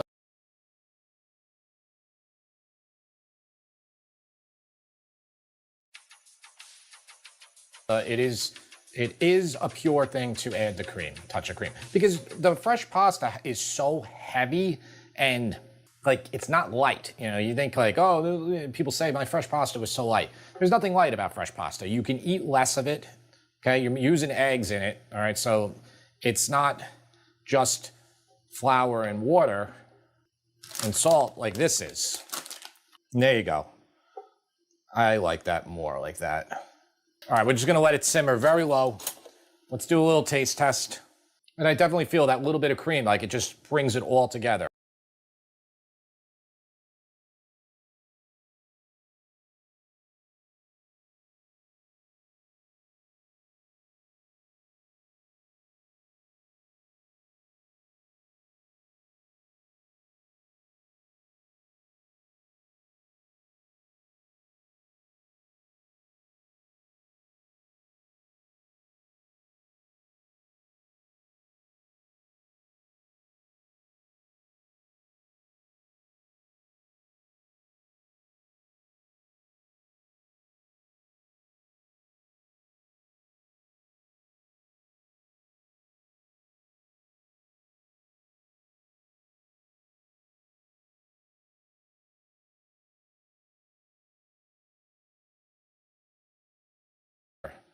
Helps emulsify all that fat, everything into one thing.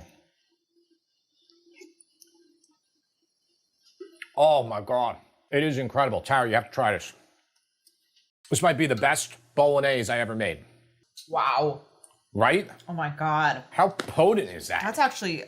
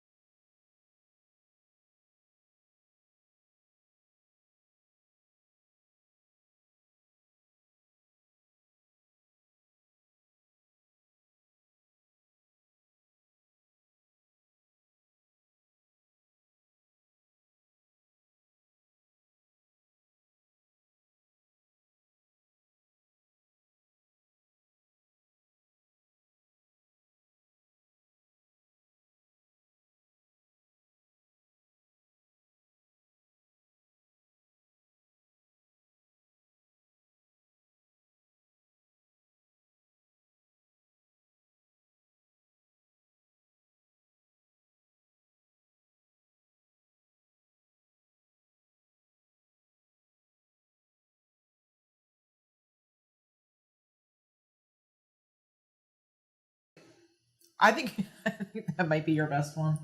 It's so potent today. That's amazing. I gotta be honest, normally bolognese, I always have to put it in the fridge overnight, which is what every single restaurant does. Okay, they do it with anything, like short rib ragu. I don't have to do it for this one. All right, I'm gonna cook the pasta till it's 1 minute less than al dente. Okay, so this pasta says only 6-7 minutes, so I'm gonna check it at 5. 6, 7. 6, 7, yeah, exactly. Oh my God, what is that? I can't say 6, 7 around my kids anymore, or pretty much anybody under 25. And apparently, not even around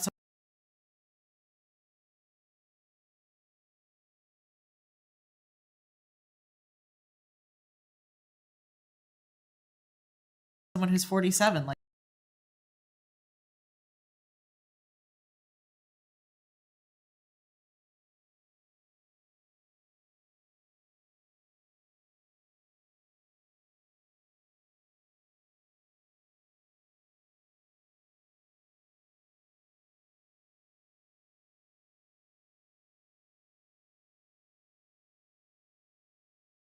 me. Yes, exactly. Back to bolognese.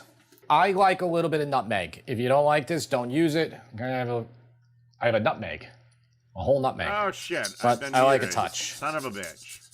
Who cares? Go easy, start small, and then work your way up. Because if you put too much in, you're going to be emailing me like people do. The 6, 7 thing, I think it's something to do with... I can't remember. Fuck you, Gen Z. Fuck you, Gen Alpha. Fuck your stupid fucking slang. Use the slang that came before you. It's much better anyway. And also, every so often, pop a fucking top, smoke a cigar, and do something bad for you. Stop being a fucking generation of straight edge pussies. Recipes, they're like, James, I made your beefaroni and I put 8 tablespoons of black pepper in it. How can I fix this? The answer is there's nothing you can do to fix it, okay? So same thing here. If you put too much nutmeg, it's game over. You want a hint of it. All right, so let's go test this. Man, that is so good. All right, so we're good. I'm gonna turn that off. I'm gonna put my ragu right here. And by the way, you're making more than you need for 1 pound of pasta. You should always do that because if you don't have enough, what's the point of doing it? If you have leftovers, just freeze it, save it in the fridge for another maybe half pound or so pasta during the week. Okay, just dump my pasta, save a cup of pasta water. Depending on how thick your ragu is, you might need a little. Generally good advice. Because the more pasta water you save, it comes in handy. Bit, but we'll see here if we even need it. Okay, medium heat, and I'm just gonna start with a couple big ladles. Well, the goddamn thing says that I'm broadcasting just fine, so yeah, if you can't hear me, I don't know what to do. It's a problem on your end.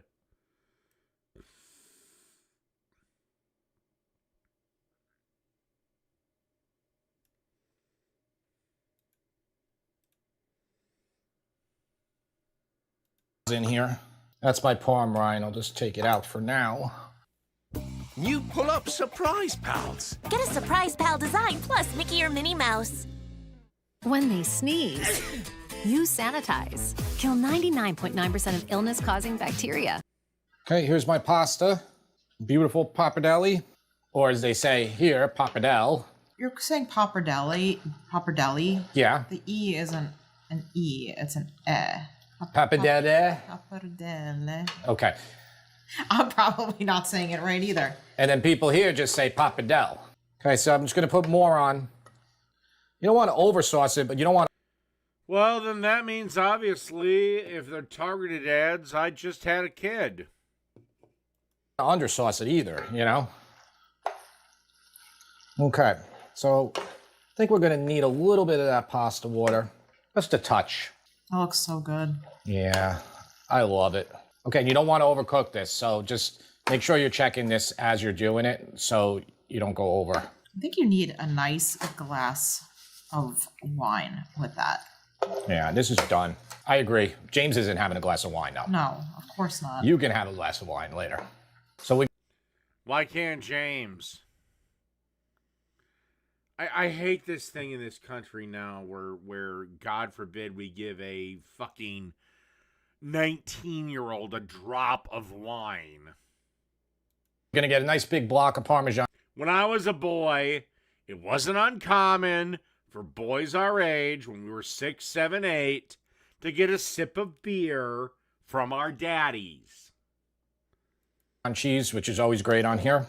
All right, we're gonna see what the taste tester thinks. James, I got your favorite. I think it's one of your favorites. I already put cheese on it, but it kind of melted.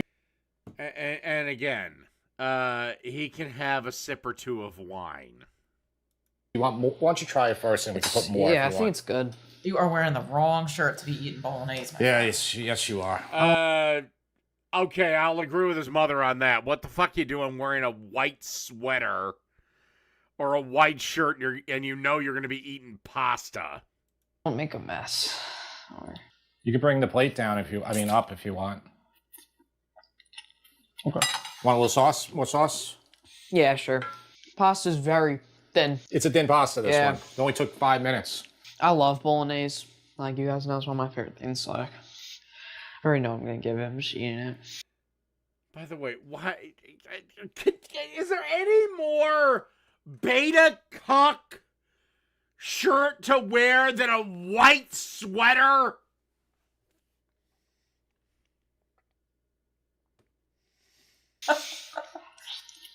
God, your daddy needs to give you a couple of beers. Maybe your balls will finally drop. I want you to try the ragu by itself with nothing else, because Mama had it too, and I thought it was like one of the best. Have I ever fought the toilet before?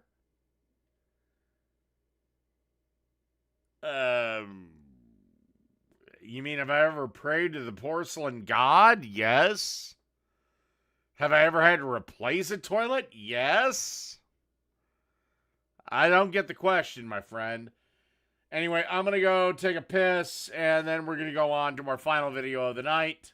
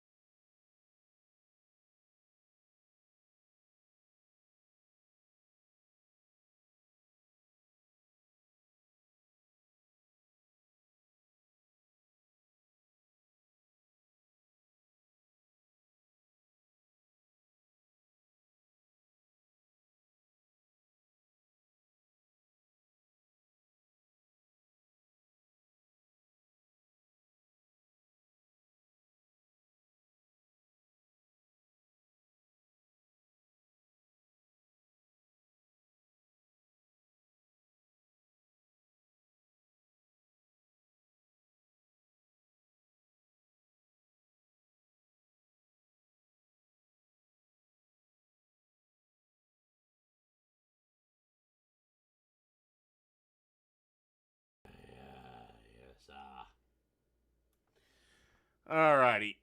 I think it's one of the best ones, right? Very flavorful. I just love ground beef and I love pasta. Pork in there too. Yeah. Little pancetta. It's a 10.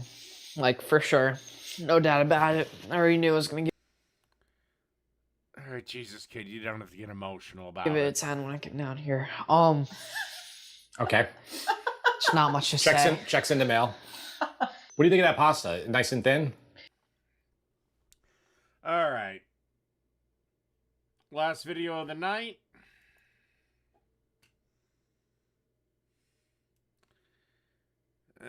This is Jake's critique of my lasagna.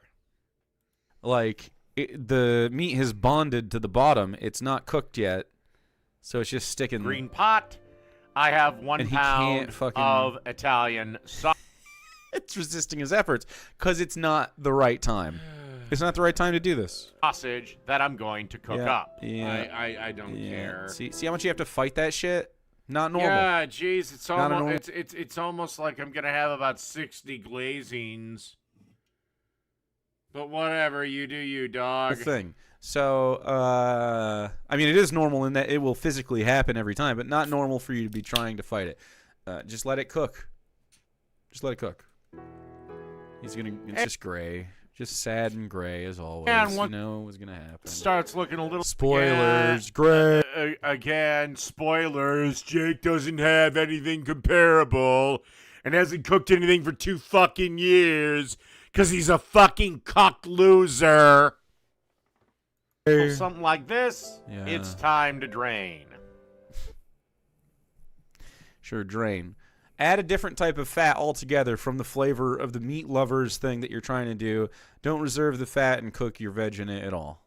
Just fucking move on. Okay, now that we have the meat out of it. I didn't make any fucking veg for this. Except maybe an onion.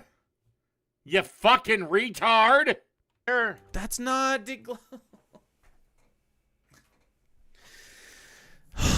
He's already on the wine. What is happening? We have our... How is this 8 minutes long? Where are you going after wonderful this? fond that we have to get up. Wonderful. And I like doing this with a nice red wine. You don't have... Dude, I'd love to see him get torn into... We've been watching MasterChef by those judges when he tries to give them some of his slop. They'd be like, you did nothing correct. He would just fucking rage. To use wine. And cry. And it doesn't have... And what happens if they like my shit, Jake? What happens if the opposite happens? What's your excuse gonna be then? Because I've watched at least 2 of them, Gordon Ramsay and Graham Elliott, religiously. What happens? What happens, dear Jake, my old friend, if they like my shit? What are you going to have to say then? Or are you just going to do a Jean Valjean? Oh, no, I take that back. Not Jean Valjean. The fuck is that goddamn character's name from Les Miserables? Javert. I'm your Jean Valjean, Javert. What happens if they like it? Well, we all know how Javert's story ended. To be read, obviously. You can use chicken stock, beef stock, or just water, but I think the wine gives it a real good flavor.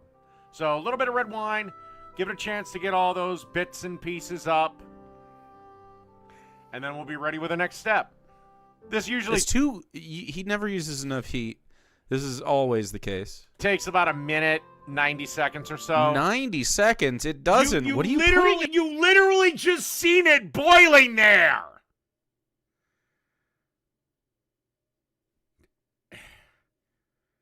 You're just looking for things to bitch about, and you're not even basing them on anything. This after the fact. What are you dropping back in here? Again, Jake, anywhere, anytime, I'll kick your ass in a cooking competition.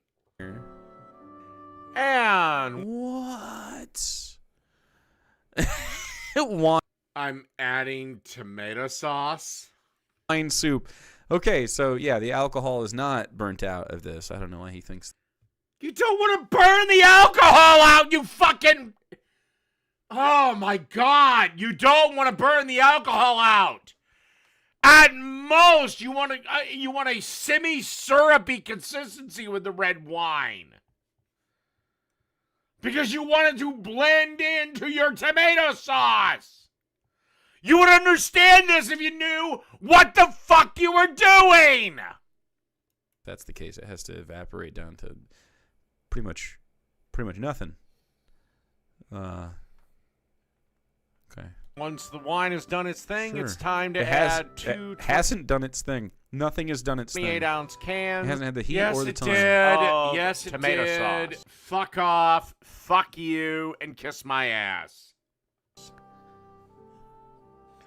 Give that a quick little stir. You guys hear that? On his inhales. Okay, I added about a tablespoon and a half of butter just to make the sauce a little silkier.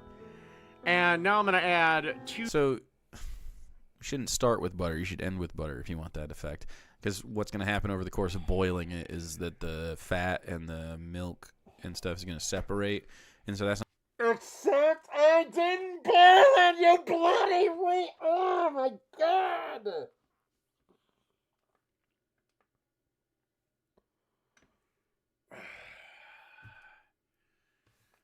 Jake, once again, make any 10 recipes better than me.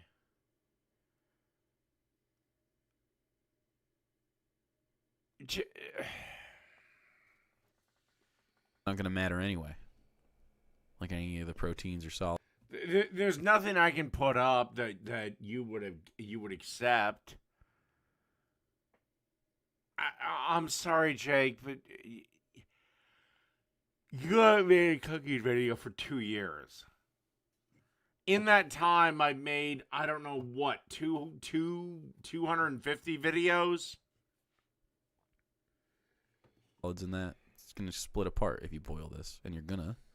So, save any butter, mount it with butter at the end, after boiling and everything and simmering is over. Not before. I might not be able to cook. All I do know is I can cook better than him. Spoons. Yeah, end with butter. Yeah, just because it splits. So if you're done boiling, you'll see a ton of. You'll notice this in a ton of French recipes and Italian. Well, some Italian. They don't usually use butter. It'll be like oil though, olive oil. Not an argument. Yeah, you'll see them. Jake, if I had to say not an argument every time you made a non-argument, we'd be here for 3 hours. I'd like to cook cheeseburgers before I go to bed, so we have to speed this up a little bit. Finish in French cooking with butter. Ooh.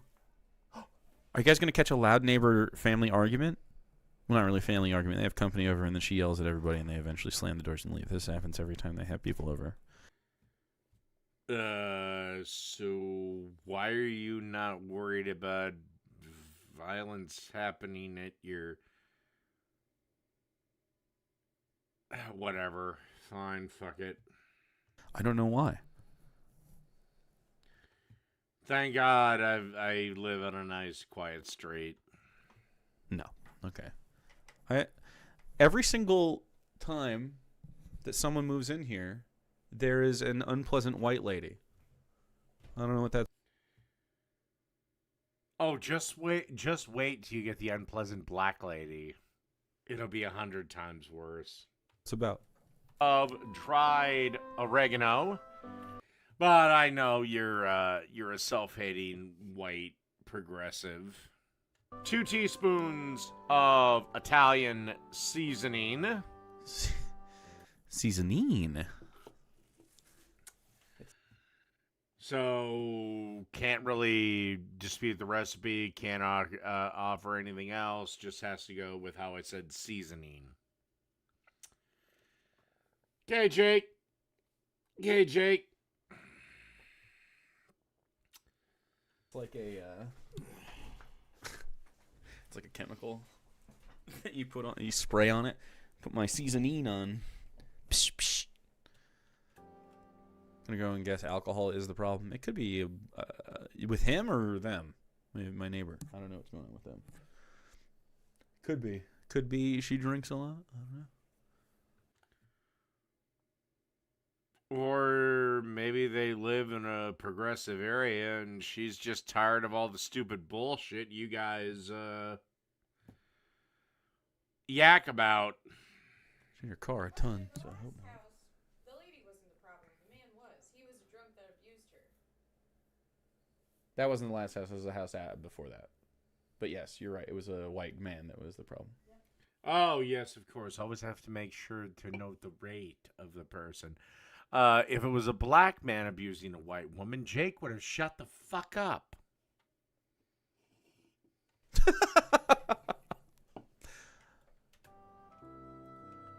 2 teaspoons of basil.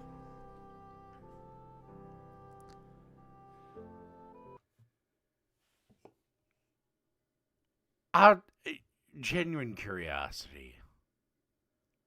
How many times does Sarah get her pussy violated by their mutual boyfriend? Riveting. So I've told him before, and I'll tell everybody else again. If you do this at the aromatic stage, which he skipped, which would be your like onions and peppers and mirepoix and stuff like that, garlic. No, if you do it at that stage, your dried herbs will burn and taste like dog shit. Once again, Jake doesn't know what the fuck he's talking about. What a shock! Hit it with your, even if you're using dry spices, it's totally fine. Hit it at that point, and then you deglaze. Then about a teaspoon of white pepper. He doesn't know what he's ever doing. If he dumps in any vegetables into this, that'd be crazy. I don't think he's going to, though. About a half a teaspoon of fennel. If you're really sensitive to that licorice flavor, you can leave the fennel out, but I think it adds a great bit of flavor to it. Then about a quarter teaspoon of red pepper flakes. Don't worry, this will not make it spicy. It's just there to kind of wake the sauce up. And then you want to give this a good stir around. Do spices count as vegetables? Well, they don't have any of the nutrition that you would get from a vegetable, as they are fibrous herbs. So no. And but they are then simmer it good for... to put and stuff. I prefer fresh if you can get a hold of it. I keep dry stuff around. Actually, I have the dry stuff because the spice rack thing I had came with it, but I haven't gone through it. Like, I still have like a fucking dry basil. I never use it. I always try to, if I'm gonna cook something with basil in it, very rarely do I think I need dry basil. Then I cannot remember a single time you used fresh basil in any one of your cooking videos, the few that there are. Is mayonnaise an instrument? It is. You don't put mayo About in your 20 sauce, minutes. that's for sure. Or more. 20 minutes or more. But at least 20 minutes. All right. One last thing to do. About 5 minutes in of this thing simmering. Okay, if you're a meat lover, where's the meat to love in Add it? the sausage back Just to the that? sauce. Stir. And like I said, just simmer until you're ready to make your lasagna. Again, at least 20 minutes, but can be more. Is he just going to put bacon on it or some shit? Okie Disgusting. dokie. We got... Oh, it's so watery and awful. Why are you using a flat fucking wooden spatula, too? Didn't you put meat in here? It's just 2 cans of tomato sauce, wine, and gray meat. Fuck I hope you very have a cone. There's nothing else. Get deformed. Thanks for priming. The oven preheated at 400 degrees. Let's...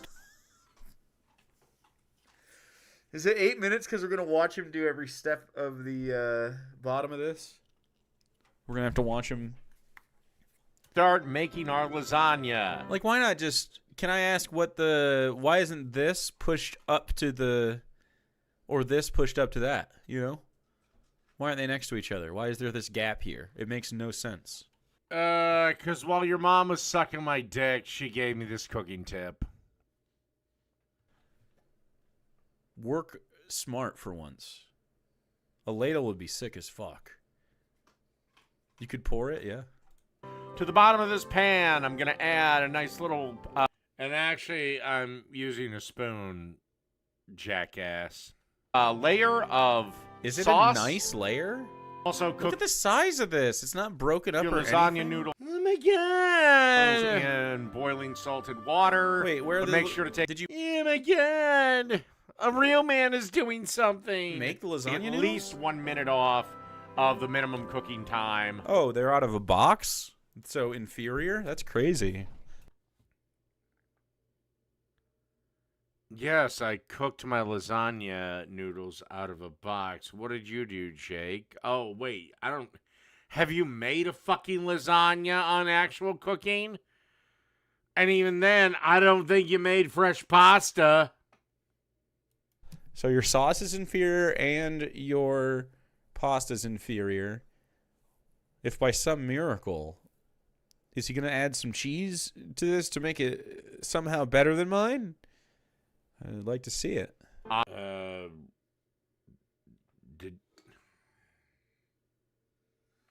don't care if he did or he didn't. On the package. He's chasing a piece of sausage around the bottom of this because he didn't do anything in the cooking process to give himself the consistency he wanted for the lasagna he's making, because he can't take any time to think about anything. It is lasagna, so it. you could almost take 2 minutes off, because remember, this is going to bake in a, the almost 400 2 degree oven. minutes. And by the way, I'm not fucking sad. So, me either, Jahatis. Zane made a video that spells one 4-letter word, L-A-Z-Y. Oh, looks like Jay did make lasagna.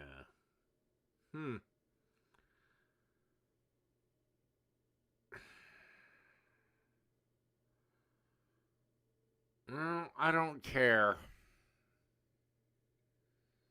He's made 1. I've made 6. Why? Wow. I couldn't even spell it, dude. It's complex. I'm watching too much Dave. Also, Too much. I didn't want the bottom to be super saucy. Because I want the fucking lasagna to stand firm. You jackass. So if you make your own pasta, you don't have to boil it first. You just put it in the lasagna. No, I boiled the noodles. What the hell are you talking about? And cook it. So in a lot of ways, it's easier. Hi, you have a cute doggy face and an... Well, I thought he might have made a lasagna. I was 50-50 on that score. But he still hasn't provided any sort of counter-argument to my video, because he just doesn't. Because Jake knows I'm better than him at this. Itchy dog butt. Again, why isn't Jake systematically recreating my recipes on his cooking channel that he hasn't uploaded for 2 fucking years? Why isn't he systematically, every single time I've come out with something, Jake's like, here, I'll show you how to make a real one. Here, I'll show you how to do this. Oh, that's right, because he can't, because he sucks. I'm gonna goober. It's mine now. That's mine. Come up here then. Like, just visit then. Just visit if you wanna. Oh, Jesus Christ. I'm not gonna... Yeah, your dog's cute. I'll give the fucker that. These are good. They're a lot thinner. If you do it yourself, it's even thinner and ready to go. And then you can just like really, Wait a second. especially for lasagna, they make those. It's mine now. That's mine. Come up here then. Fine. Like, just visit then. Just visit if you wanna. Fucking...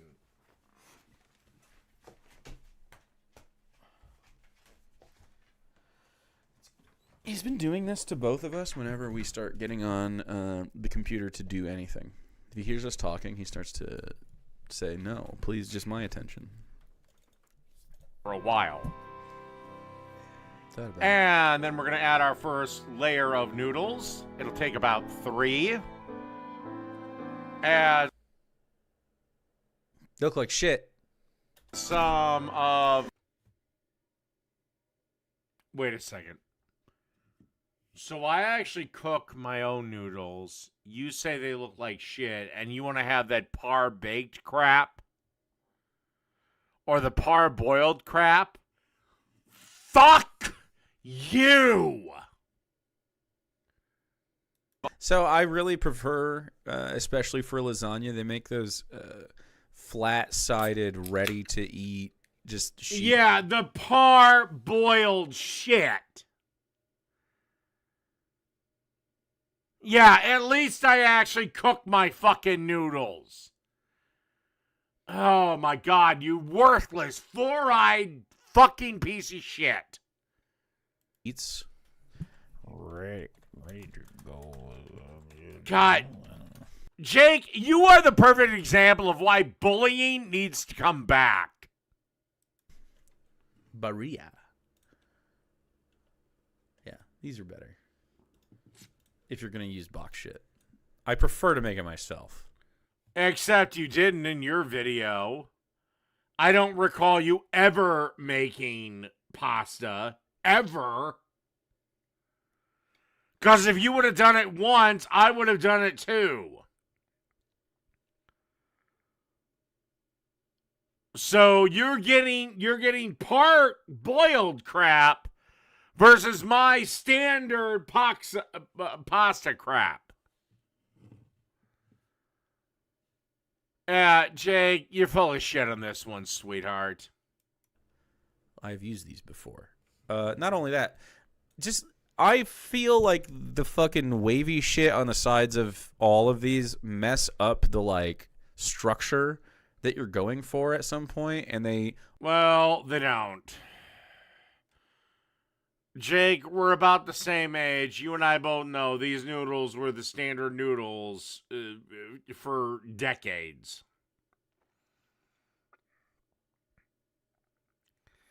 All you're trying to do is just be a little contrarian because you're a little cuck.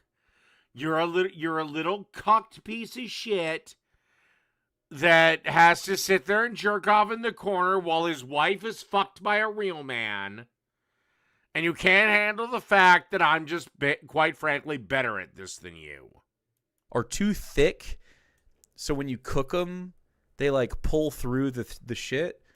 These are good. They're a lot thinner. If you do it yourself, it's even thinner and ready to go. And then you can just like really easily cut through everything, and it's a nice pasta that holds in your layers. It's good. You don't want super thin layers with lasagna because they'll dissolve, and then you'll just be left with a gloopy mess. I believe those are your words, asshat. So, really strongly suggest that instead. Not an argument. Our sauce? Yeah. Oh my fucking God, dude.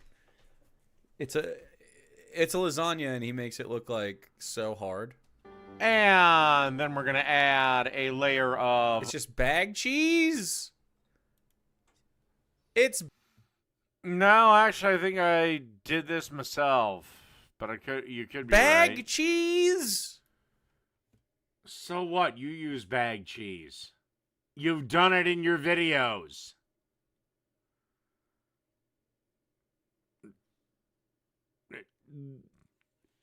Problems?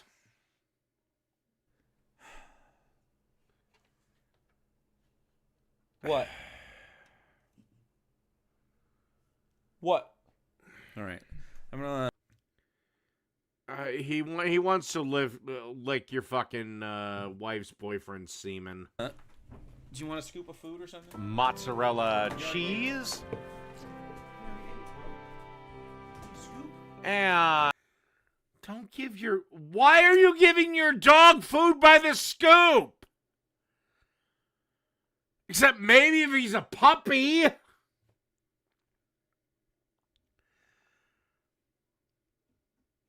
Dogs get fed at certain times. Not when they start whining for more. Because they'll become incredibly obese. And using kind of a makeshift piping bag, we're going to add some... All right, I'm done. I can't deal with this fucking fat, worthless fuck anymore. I'm out. So that ends this stream. Good night, everybody. Our poor This soldiers. is